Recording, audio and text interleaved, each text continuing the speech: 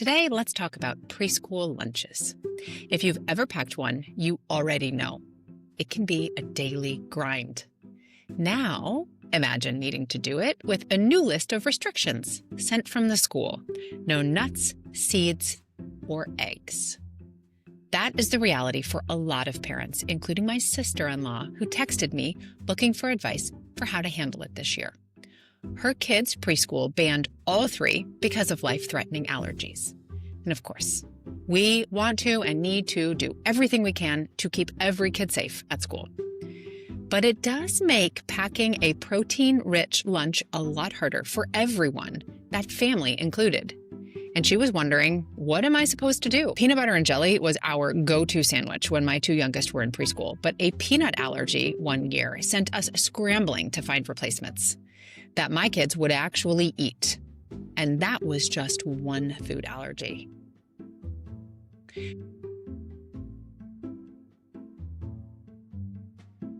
So here's what my sister-in-law said specifically. Quote, okay, so this year our preschool is nut and seed and egg-free due to life-threatening allergies. This makes lunches tricky since they aren't refrigerated and have to last outdoors in Virginia temps. I relied heavily on baked protein balls or muffins in the past using egg or sun butter, and now that's out. I'll do black bean muffins and chickpea cookie dough, but talk to me about wow butter. Worth it for the protein or just processed junk? End quote. Now, that text really captures the dilemma. She's not just worried about safety. She's worried about her kids having enough protein to stay full and focused, and wondering if the options out there are worth investing in or an ultra-processed item that should just be avoided.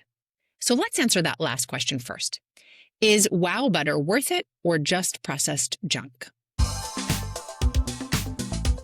I actually had to look up wow butter because I've never used it before.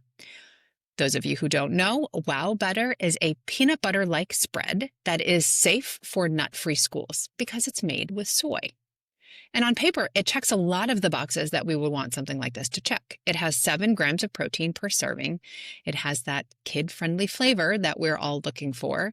And it works in sandwiches and baked goods. Basically, it is a peanut butter substitute. And that's why parents reach for it, honestly. But here's the other side of the spread.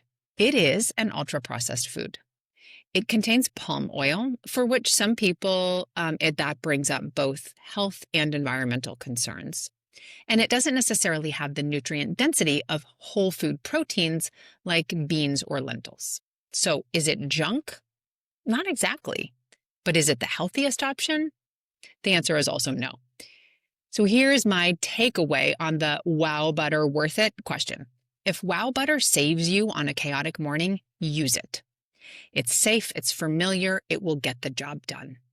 And getting a homemade lunch packed with a wow butter sandwich inside is better than needing to grab an entire meal of highly processed and packaged foods that is thrown together in a hurry. On the other hand, maybe don't let it become the main character in your child's lunchbox that you serve on repeat day in and day out. Honestly, I wouldn't suggest that for any food. Think of it as a sometimes option, not an everyday staple. So when my sister-in-law first texted, I actually had to confirm with her, really, no sun butter? When our family made that switch away from peanut butter those many, many years ago, our swap was to sun butter. Although it is still an ultra-processed food, which honestly, even Skippy and Jif peanut butter are ultra-processed, sun butter contains just sunflower seeds and salt. So the ingredient list is a little shorter.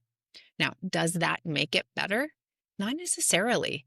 But if the ingredient list is important to you, then maybe that would tip the scales in sun butter's favor. Now, to be fair, wow butter does say that it is made with, quote, all natural ingredients that are derived from non-genetically modified plants, and wow butter certifies that its palm oil is sourced sustainably from the Roundtable for Sustainable Palm Oil, end quote. So one might even argue that even though the ingredient list is longer, the ingredients are actually more environmentally friendly compared to sunflower seeds coming from unknown sources. And this is where each of you will have to decide what matters to you when it comes to making this particular food decision. So let's pause for a minute and talk about why all this focus on protein to begin with. Because protein does more than just keep kids full. It supports muscle development and growth, and it even helps them regulate energy and mood throughout the day. Have you ever noticed how your kids go from bouncing off the walls to having a meltdown after a carb-heavy snack?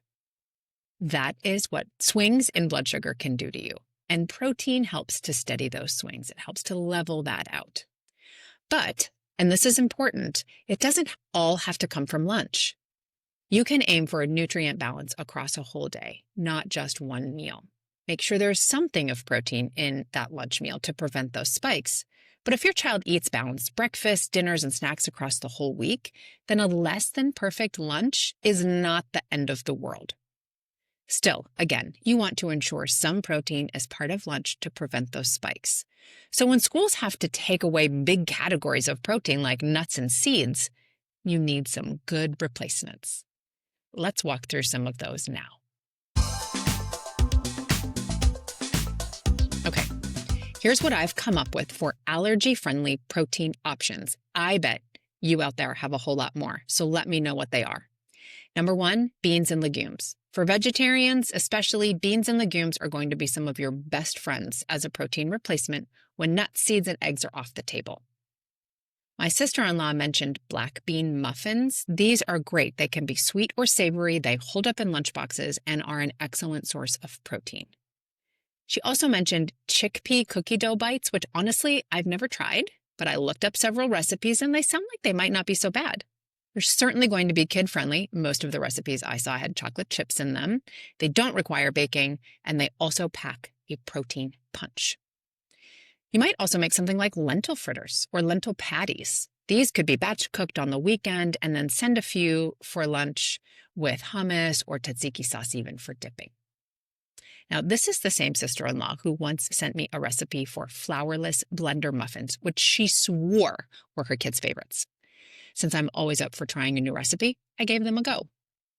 And maybe not unlike the black bean muffins, at first, I didn't particularly love them. In this recipe especially, it called for chickpeas, and that flavor came off very heavy to me.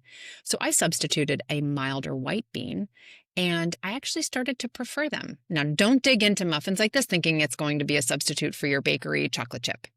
They definitely have a healthy vibe going on. But with a little bit of time, our family got used to them. Okay, option number 2 for protein substitutes, grains. Whole grains can be a wonderfully surprising vehicle for getting protein into lunchboxes. Think quinoa salads with veggies and cheese. Quinoa in and of itself is a complete protein, so that's already a big win. You could make quinoa or rice fritters or little patties, almost like savory pancakes, which can be eaten warm or cool. And of course, there is the endlessly versatile pasta salad. The combination of carb, protein, and veggie in one dish are nearly endless and so versatile that you could change the flavors week to week. Number 3, dairy, if it's allowed and your child doesn't have an allergy. A little bit of this goes a long way in a lunchbox. Cheese cubes or cheese sticks, these are super easy and require absolutely no prep. You could use something like yogurt, even yogurt tubes. If you freeze them overnight, then they double as little ice packs for lunch, and I promise they will have time to thaw before your kids actually try to eat them. Number 4, as my kids got into school, a little older, I started adding more salads to their lunchbox. I was absolutely known to throw in a Cobb-style salad every now and again. And if you needed to, you could easily skip the egg and something like that, but keep avocado, cheese, sliced meats, turkey or ham, cheese, grape tomatoes, honestly, any vegetable you have cut up in your fridge. Our family is also a huge fan of chicken salad and tuna salad, and you can serve those either as a salad itself or in a sandwich. You could even experiment using tofu as an egg substitute for egg salad or egg salad sandwiches. Okay, number 5, of course, we cannot forget meat and deli options. Now, not every family eats meat, I get it, but if yours does, meat is an obvious and excellent protein source that is already naturally nut, seed, and egg free. I mean, deli slices can be rolled up plain or wrapped around cheese. You can include veggies. Leftover chicken or beef can just be cut into bite-sized pieces for easy finger food. Mini meatballs or chicken patties are another great kid-friendly option that hold up well. Meat is a reliable, filling protein, and it doesn't require much prep beyond that initial cooking. And for me, it is a great way to repurpose leftovers. And of course, there are all the little extras that make lunches more fun. Don't forget about those. Like a simple wrap can go a long way. Fill it with beans and rice and shredded chicken. And you've got a hearty, handheld lunch. And don't forget things like dips, like I mentioned earlier, hummus or tzatziki or even ranch. They can be a complete game changer for making plain vegetables more fun. So remember, my sister-in-law also said lunches that sit in outdoor Virginia heat. We always want to keep food safety top of mind when packing kids' lunches. And her kids happen to go to an outdoor preschool where keeping foods safe in these late summer months can be challenging. So here are some strategies that everybody can use, regardless of where you live. Freeze items that you can and put them into the lunchbox frozen. Yogurt tubes, like I mentioned, and juice boxes are obvious choices. But even peanut butter and jelly sandwiches or wow butter and jelly sandwiches can be put into the lunchbox frozen. I know, seems crazy, but I promise they thaw by lunch. Be sure to invest in a good insulated lunch bag and always include ice packs. If you're really worried about the heat, put an ice pack under and over the lunchbox for added insurance. And alternatively, you could stick to foods that taste good without needing to be cooked. My 12-year-old recently discovered a bento box that has a freezer tray as part of it. That's what she prefers. While my 13-year-old prefers to pack foods that can be at room temperature all day long without worry. So here's where I land. Wow butter is fine sometimes, but beans, lentils, quinoa, dairy, even creative salads and meats give you a lot more staying power in the long run and tend to be less processed. Now remember, the key here is not perfection, it is variety. Some days will be beautiful, other days will be filled with wow butter sandwiches, and both are okay. And if your child comes home with half a lunch uneaten, remember it's normal. Keep offering, keep experimenting, and trust your kids and that over time, they are getting what they need. You're doing a great job, even when it feels like you're packing the same 3 things over and over and over and over. Because here's the truth. It's not about this one lunch. It's about the patterns that we work to build with our kids over weeks and years. And on that front, because you're here watching, I know you've got this. I'll see you next time.